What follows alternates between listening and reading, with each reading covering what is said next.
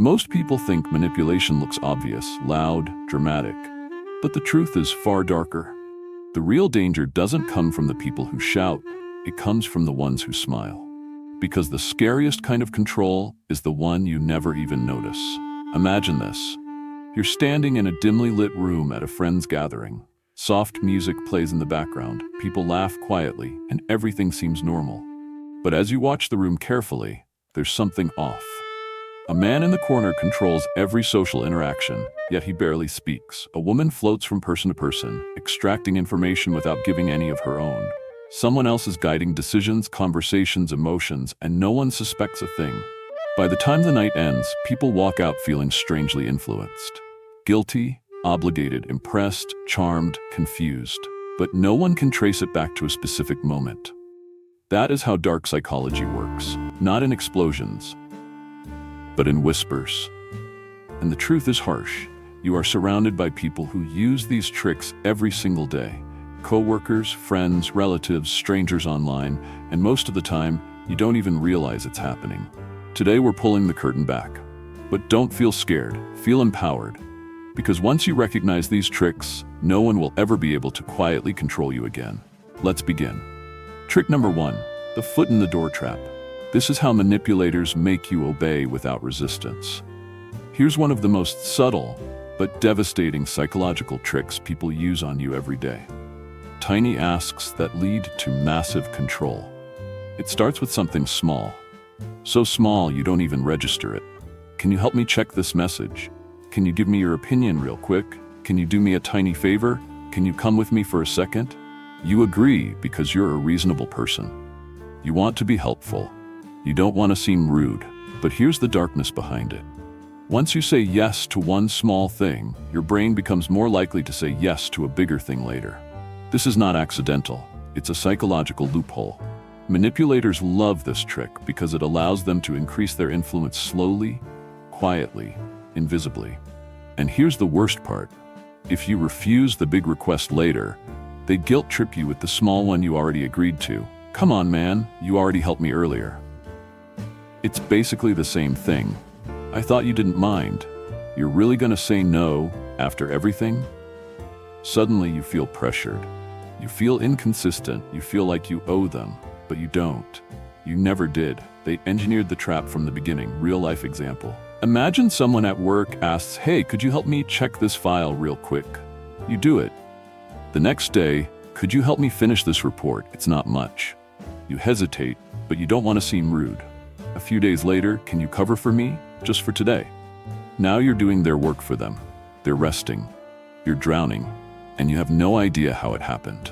This is how control begins. How to defend yourself. The moment a small request feels strategically placed, ask yourself, is this really about the favor or about testing my boundaries? If it's the second one, say no. Cold, clear, final. Manipulators fear boundaries more than anything. Trick number 2, the guilt bomb. This is how people control your emotions to override your logic.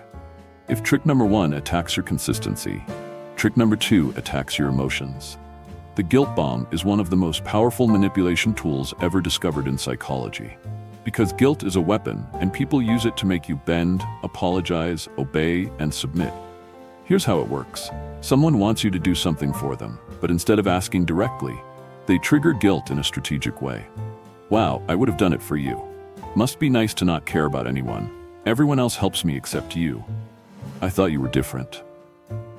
Notice something? None of these statements focus on the actual request. They focus on you. The goal is to make you feel emotionally wrong, so you become easy to control. Why guilt works so well? Humans hate feeling like they're disappointing someone. Manipulators know this, so instead of arguing logically, they attack your self-image. They do it subtly, through tone, silence, facial expressions, passive comments.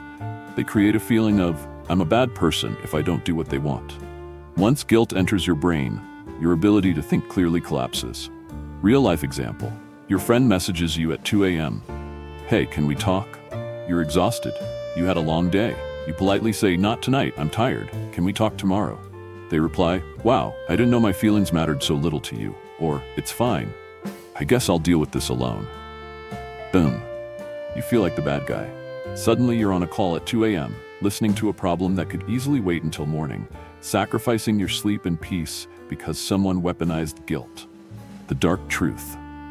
People who use guilt bombs are not emotional victims. They are emotional tacticians. They know how to twist your empathy into compliance. They know how to punish your boundaries. They know how to turn your kindness into a leash. And the scariest part? Most of them are not even consciously aware they're doing it. Manipulation has become their identity. How to defend yourself. When someone guilt trips you, remember, you are not responsible for the emotions they're exaggerating to control you. Repeat that to yourself. If someone reacts emotionally just because you said no, they didn't want help. They wanted control. Trick number 3, the confusion game. This is how manipulators break your clarity so they can rewrite your reality. Some manipulators don't guilt trip you. They don't ask nicely. They don't even pretend to be kind. Instead, they target something far more powerful, your mental clarity. This tactic is known as the confusion game, and it's one of the most dangerous psychological weapons ever used. Here's the dark truth. If someone can confuse you, they can control you. The human brain hates uncertainty. It hates not knowing what's going on. It hates feeling mentally lost. Manipulators know this, and they take advantage of it. How the confusion game works. They bombard you with conflicting statements, mixed signals, contradictions, sudden emotional shifts, unpredictable behavior, unclear intentions, half answers, vague explanations. Nothing is ever stable. Nothing is ever consistent. Nothing is ever clear. And this is not random. It is strategic. Real-life example. Let's say someone sends you mixed signals in a relationship. One day, you mean everything to me. Next day, I'm not sure we're right for each other. One moment, intimacy, affection, closeness. Next moment, distance, coldness, silence. You start thinking, did I do something wrong? Are they angry at me? What changed? Should I try harder? Am I enough? And now you're not analyzing them anymore. You're analyzing yourself. That's the win manipulators want. Because the moment you start questioning your own worth, your ability to question their behavior disappears. They've placed you inside their maze, and you're trying to escape a room they designed.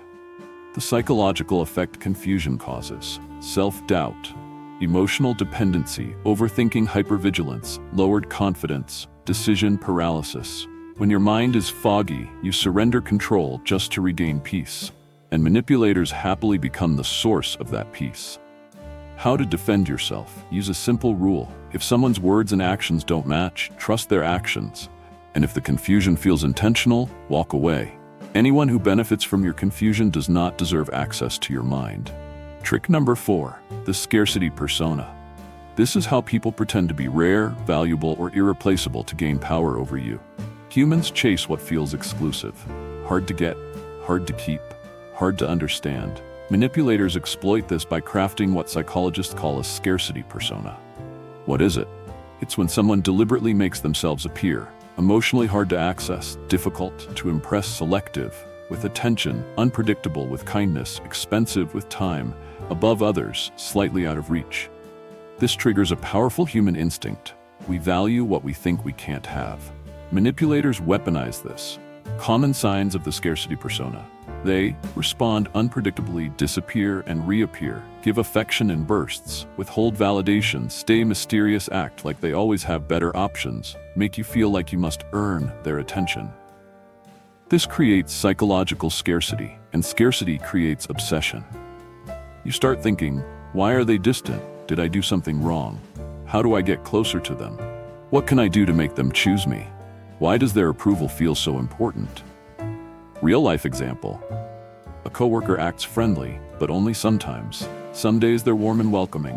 Other days they barely acknowledge you. Without realizing it, you feel magnetized by their inconsistency. Why? Because inconsistency feels like a puzzle, and humans love solving puzzles that involve people. Manipulators know this. They use unpredictability to make you chase.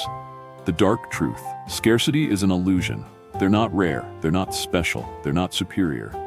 They're simply withholding attention strategically, because they know you'll value it more. How to defend yourself. When someone makes you feel like you must earn basic respect or attention, stop trying, stop chasing, stop pleasing. Scarcity only works if you participate in it. Trick number 5, the projection mirror. This is how manipulators make you doubt yourself by accusing you of their own behavior. This one is deeply disturbing because it makes you feel like the villain in your own story. Projection is when someone takes their own flaws, lies, insecurities, manipulations, mistakes, toxic behaviors, and throws them at you. They accuse you of what they are doing. Why projection works? Because when someone accuses you of something, your brain automatically checks itself. Did I actually do that? Could I really be acting like that? Am I being unfair? This creates hesitation. And hesitation is where manipulation happens. Real-life example. Let's say someone is being controlling, but instead of admitting it, they tell you, "You're trying to control everything. You're the one being manipulative. You're the selfish one here. You're overreacting to nothing." They flip the narrative so fast, you're suddenly defending yourself against their actions. You're stuck trying to prove your innocence while they avoid responsibility. The deeper psychological impact projection makes you confused, defensive, insecure, emotionally drained, unsure of your reality. It's like psychological smoke. It clouds everything. And once your reality is blurred, they step in and offer their version of it. You see, this is why I act the way I do. You're too emotional. You misunderstood everything. They manipulate you, then blame you, then use your reaction as evidence against you. This trick breaks people emotionally, and manipulators know exactly what they're doing. How to defend yourself.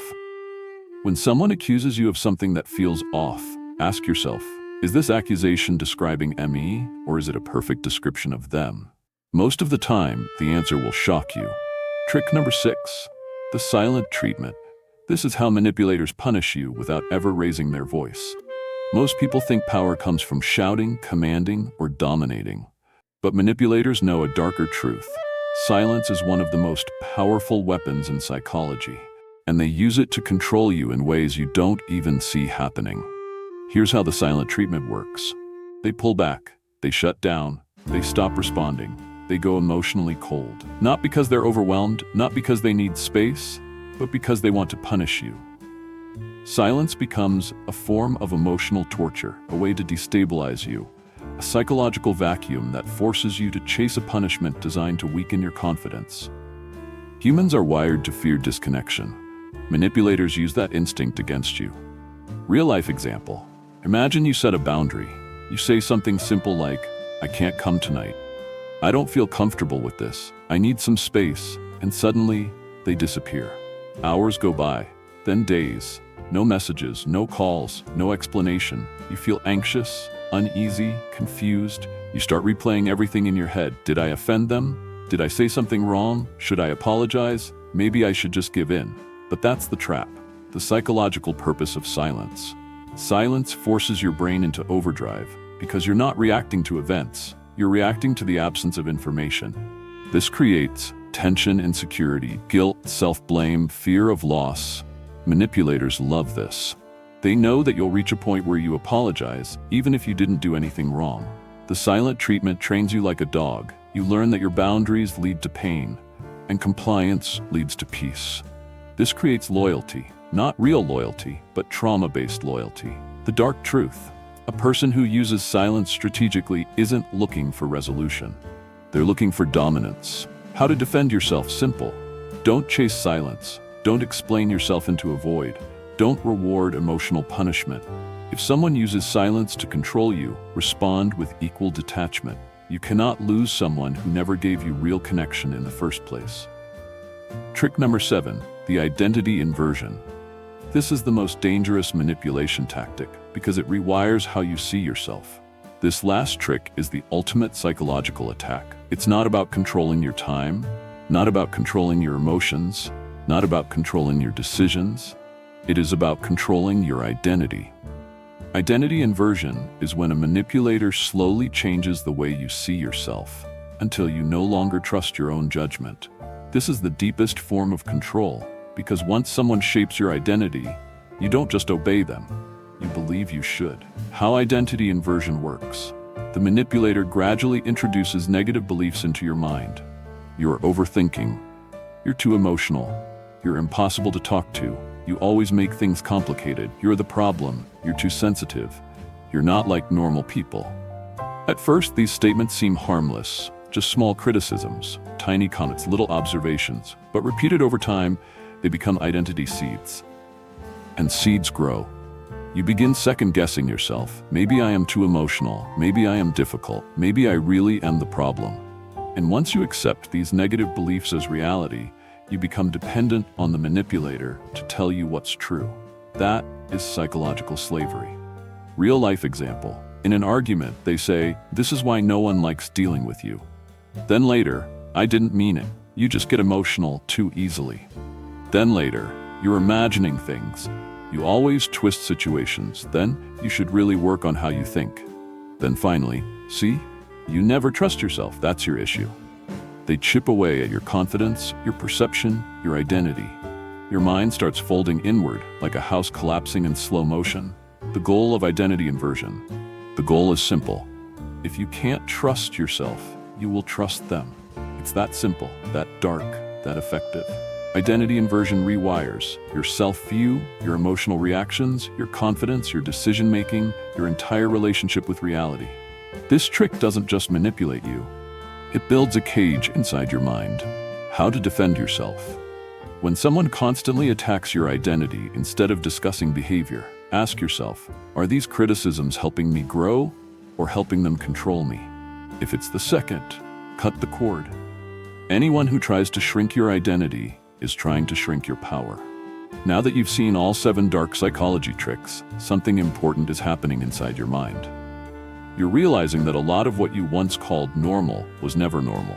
A lot of what you blamed yourself for was engineered.